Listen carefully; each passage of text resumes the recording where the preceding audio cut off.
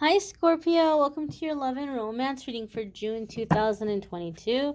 This is for Scorpio, Sun, Moon, Rising, and Venus. A lot of people like to check out their Venus sign when it comes to love and romance. We're going to connect here, see what's coming up. We're setting the intention for June 2022. However, you might see this video 6 months from now, a year from now. You're going to see it whenever you're meant to see it, whenever the messages that are in it are, it's time for you to hear it. Some messages aren't going to resonate, and that's okay. It's a general reading. Take what does, leave what doesn't. You may need a private reading. So without further ado, my dears and my darlings, let's get right on into it and see what is coming up here for Scorpio. Sun, Moon, Rising, and Venus. One more shuffle. I shuffle till the cards feel ready, so I don't know, it is what it is. We'll move you all just a little bit closer. Alrighty, my dears. And the first card coming up here for Scorpio is the Nine of Cups. And this is a wish coming true. So maybe some of you have a love interest, or there's somebody that you're like really hoping for. You may be getting good news in June. This person might be stepping to you. They might be expressing their interest or their desire to get to know you. You may be in a relationship and you're really wanting that relationship to go next level. That could be happening for some of you in June, whatever the next level may be. But there could be here like a deepening or strengthening of commitment. There could be something here that you're feeling in some ways. I almost feel like a Seven of Cups vibe here, where it feels like a dream come true, or you're like, I can't believe this actually happened. I'm hearing worth waiting for. So maybe some of you have waited for this for a long time, or maybe you were just like, you know what, like I want a very specific kind of relationship. I want a very specific kind of feeling. And if I don't have that kind of relationship, if I don't have that kind of feeling, then I'm okay being single, right? I'm not going to settle. I want this type of connection. And so some of you, a wish is coming true in this way as well, right? Like you've just kind of told yourself that you'll stay single unless you find a specific type of connection, a certain type of dynamic. And some of you maybe feel like it's finally here, like it actually, like it's like a dream come true, it's a wish coming true. Now, a lot of you have heard me say this before in the past. The Nine of Cups comes in with like a homework dynamic for me, because the Nine of Cups has two sides to it. On one side, it's a dream come true or a wish come true. And so it's like this happiness. You can actually enjoy the moment and, you know, just savor this thing that's come into your life. The other hand, the other aspect of it is you're going to sometimes have people that are looking at you with contempt, or they're looking at you with jealousy or envy, or they feel like you forgot who you are, you forgot where you came from, like you're just running ahead, living your life, not thinking about anybody else. You're being so selfish, so greedy. And so there might be people that are looking at you in a judgmental way, or criticizing this blessing that's coming for you. In this case, we're focusing on love and romance. So people might feel like you shouldn't be with this person, or maybe you're leaving a relationship and they're like, oh, look at you, you're upgrading, you're having a midlife. I don't know why I heard a midlife crisis. But some of you maybe are getting accused of having a midlife crisis. Maybe they feel like this is an off the wall decision, or it's coming out of nowhere. Maybe people feel like you're moving too fast with this person, or maybe they feel like you're leaving them behind and you're not there for them, and you're just going off with this person, like just forgetting everybody else. And this is the thing about the Nine of Cups. Like Spirit comes in to say, your wish is coming true. This blessing is here. But there are going to be some people who aren't happy about it. And you have to right now have good boundaries, so that when that happens, it's not ruining it for you. It's not ruining the moment. It's not taking away the happiness. It's not taking away the joy, and you're able to enjoy it because you've worked very hard for it. You've been patient for a long time. You've held out for it. So you don't want to let the opinions of other people get in the way or like get into the situation. You want to be able to be happy and really enjoy this blessing that's coming. Okay? Some of you are going to have really healthy boundaries because I'm feeling like a high priestess vibe here from this Nine of Cups, and that you might be so happy in this relationship that other people are seeing you happy and they're like, oh, Scorpio, you're so happy. I'm happy for you. I wish I was happy. Nobody loves me. I'm always by myself. And now they're coming to you all the time and wanting to, talk to you for hours on the phone, and they're wanting you to feel sorry for them, or like they feel like they're left behind, and they want to be the third wheel, and they want to go everywhere with you and this person, and you have to have these boundaries in place, right? Unless you've consciously signed up to be in a throuple, you don't need a third wheel. And so some of you are going to just have to have healthy boundaries with your friends and family, where you're not taking phone calls. You're not, spending hours on the phone with them. You're not trying to cheer them up, and, like, you're letting yourself enjoy this relationship. You're letting yourself be present with this person. The next card that's coming up here for you all is, the Empress. Okay, so there could be a Taurus and Libra elements here. Some of you could be dealing with a Taurus or a Libra. If you have Taurus or Libra placements, there could be big changes or big shifts happening for you in those areas of your life that are benefiting your love life, benefiting this relationship.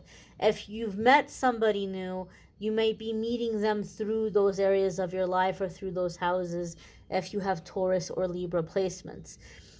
The Empress can also indicate fertility, maternal energy, motherhood, and so maybe some of you are stepping into parenthood with somebody. Maybe some of you, maybe that's like the next step or the next level. Maybe some of you have just been like, oh, I'm not going to have kids, or if it hasn't happened by now, it's not going to happen.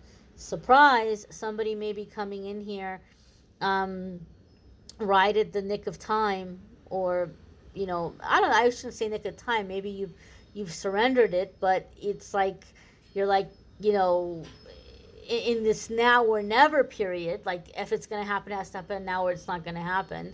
Maybe you're approaching menopause, or maybe you're like, I'm not going to have a kid past a certain age, and so somebody may be coming in and they're like, all right, let's do this, let's have a baby. Some of you, it could be parenthood, it could be fertility, it could be the next step of starting a family. Empress overall, though, can also be like just a very respected, very loving, very nurturing energy. Okay, so this could be a very loving, very nurturing person who you're manifesting, somebody who may be bringing out your nurturing nature or energy. Divine feminine, you may be stepping into your own divine feminine energy. You may be manifesting or calling in a divine feminine. Empress can also sometimes be that we have a maternal figure from the other side who's coming in and blessing a situation, or coming in and blessing a relationship, or like kind of playing matchmaker from the other side. So there could be something here with a maternal figure who's like trying to guide you or bless you in your love life, or see to it that like you're with somebody that's going to make you happy. There could be like a matchmaker energy here with the Empress. Like someone who's passed on. This could also be, I feel like, somebody who is like being very loving, being very respectful, being very romantic, like putting you on a pedestal. That can be uncomfortable for some of us Scorpios sometime, but that might in itself be a lesson, like learning to receive, learning to embrace that, and learning to allow yourself to have that. But there could be a dynamic here of just someone who really, really, really respects you and admires you, and is just being very, very good to you. Very, very good to you. The next card coming up here, Scorpio, is the Nine of Pentacles. Now, Nine of Pentacles is a self-employment card for me. Some of you may be meeting this person through work, through career. This could be somebody that you're meeting through their self-employment or through their work or through their career. Nine of Pentacles is also financial independence. So maybe some of you, this has been a block for you in your love life. Like you've been scared to be in a relationship because you don't want to be in a relationship because you're financially stuck in that situation. And so some of you might be getting your finances to a certain degree or a certain level where you're like, okay, you know what?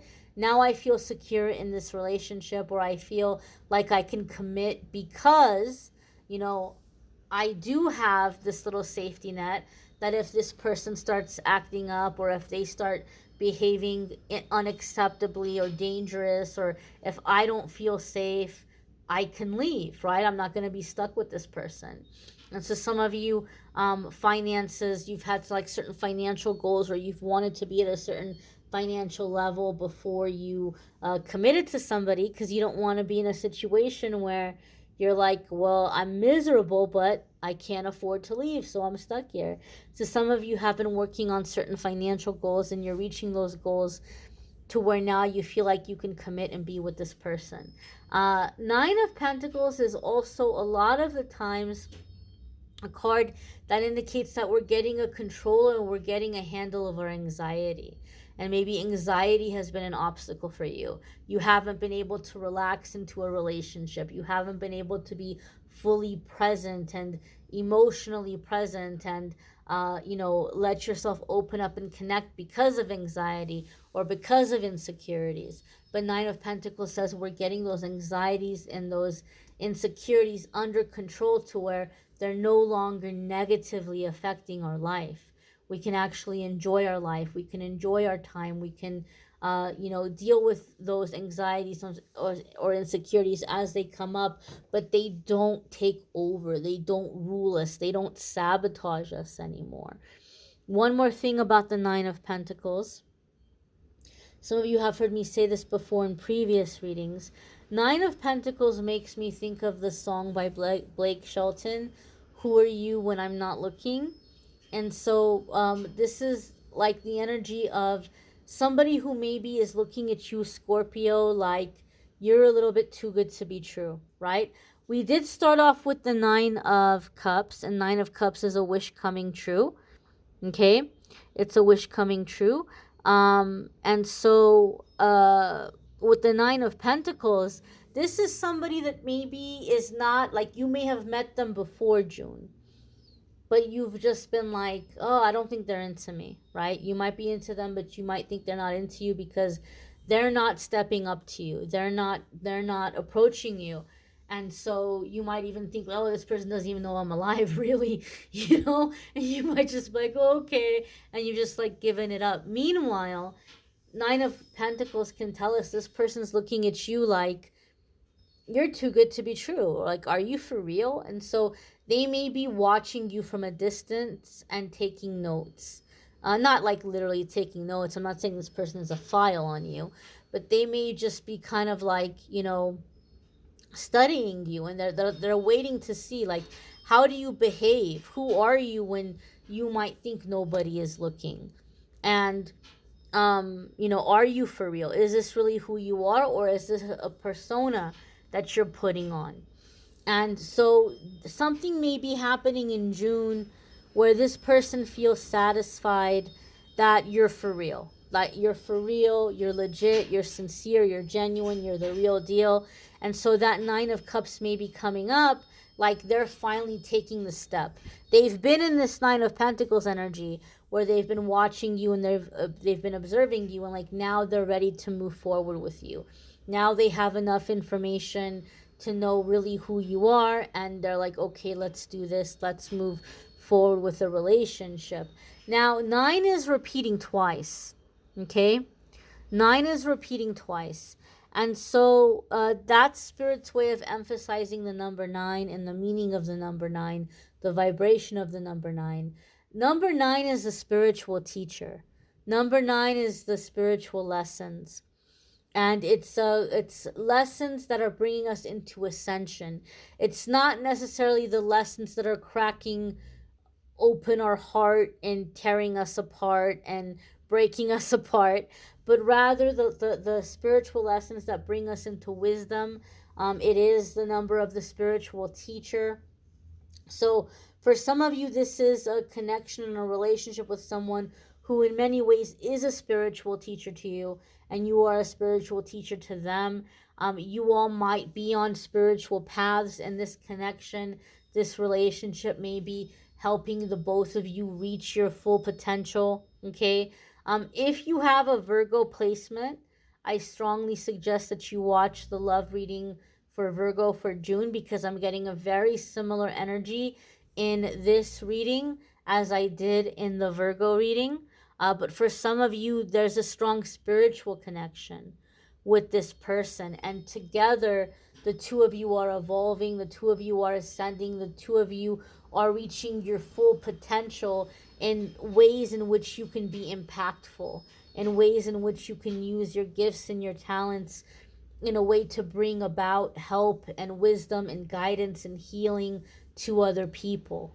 Okay, so there's a sense of like spiritual teachers coming together, or a sense of like a spiritual contract.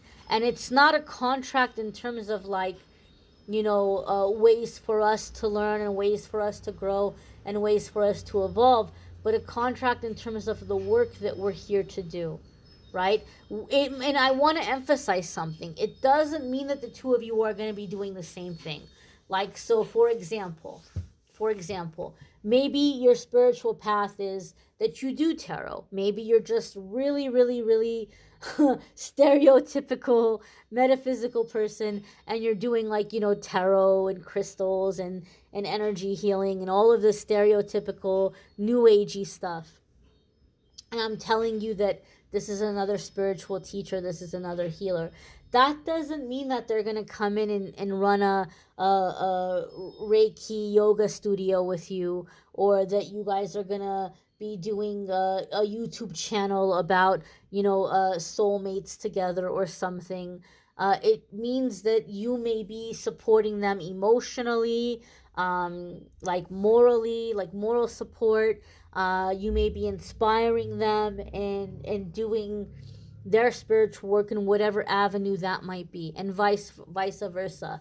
Like, you're filling each other's cups, you're inspiring each other, you're motivating each other, you're bringing out the best in each other. And so in this way, you're doing your spiritual work together. But I don't mean that like you're literally doing the same thing together. And some of you have heard me say teachers and healers come in all different professions, and some of you have heard me say, my bestie, she's an amazing makeup artist, an amazing hairdresser. And what a lot of people don't realize is that they sit in her chair, they're getting an energy healing. She's a healer, right? It just naturally, she's not like in her mind doing like Reiki stuff while she's working. She's just being her, she's doing her thing, but she's so healing, right? So you can be in that dynamic, whether you're a hairdresser, a bus driver, a teacher, an artist, a tarot reader, whatever you're doing, right? You're in this aspect bringing about this positive change. So I feel a sense of like bringing out the best in each other and helping each other to be in that vibration, and to do that work here with the 9 repeating. The next card coming up here for Scorpio is the Moon. Could be a Pisces or a Cancer in the mix, because we do have the Moon card here. Again, if you have a Pisces or Cancer placement, there could be big changes or big shifts happening for you in those areas of your life that are bringing about this change, or that are opening doors to somebody coming in or improving your love life. Or it could be the zodiac sign that you're dealing with. Now, the Moon card also comes in with the energy here of overcoming our fears, overcoming our vulnerabilities, right? Like, our fears are coming to the surface, and we have to overcome those fears, and we have to embrace, allowing our intuition to guide us into the decisions that we're making moving forward. So in this being said, because we do have the major arcana cards coming in the reading, this could be something happening very quickly. If you do have a Virgo placement, I can tell you, you didn't even see it coming. Like, your head's going to be spinning. It's happening so fast. And so the moon card here is like, you're like, I'm not sure what's happening because I don't see the end. I don't see the end game. I don't see the finish line. But you're having to allow your intuition to guide you, like the moonlight guides you through the darkness. You can only see a little bit at a time, right? The moonlight's only going to show you so much. And so you just walk accordingly with what you can see. And you're going to have to use your intuition in the same way. Spirit, a lot of the times, won't show us the finish line because our ego would get in the way, because it's such a massive change, it's such a massive shift, or it's such a big blessing that we're like, oh, no, I could never. And we sabotage ourselves. So we're not always allowed to know where the finish line is because we'll get in our way and we'll mess it up. So allowing your intuition to guide you, taking step by step, little bit at a time, overcoming your fears, embracing the vulnerability is leading to something very happy, is leading to something very positive, is leading to a significant soul connection here. You may want to check out your moon sign, your rising sign, your Venus sign, if you haven't already. Some months that might resonate more for you than your sun sign. If you would like to schedule a private reading with me, there's a link in the description of the video that will take you to calendly.com/amethystangelite, and you can schedule a private reading with me there. Weekly forecasts are linked in the description of the video. And then every single day I do a daily message here as well. So hopefully you all will check out the weekly messages and the daily messages as well. I thank you all for watching, liking, sharing, commenting, subscribing. I hope you all have a fabulous week ahead. I keep saying that because I'm used to the weekly forecasts, but I hope you have a fabulous June. Hopefully we'll see you in the weeklies and dailies. Take care and be well, my dears. Bye.